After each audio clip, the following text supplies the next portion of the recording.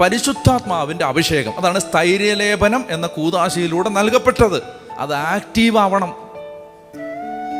ഒരിക്കൽ സ്ഥൈര്യലേപനം സ്വീകരിച്ചു എന്ന് പറഞ്ഞ് മിണ്ടാതിരിക്കരുത്. അത് എന്താണെന്ന് സംഭവിച്ചത് എന്നതിനെക്കുറിച്ച് തിരിച്ചറിയണം.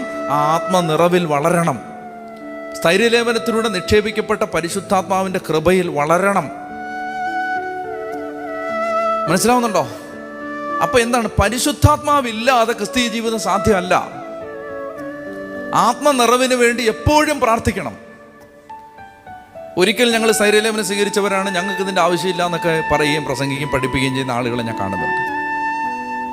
അബദ്ധമാണ്, മണ്ടത്തരമാണ്.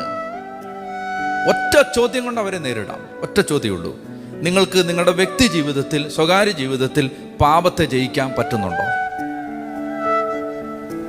പരിശുദ്ധാത്മാവില്ലാതെ അത് പറ്റില്ല.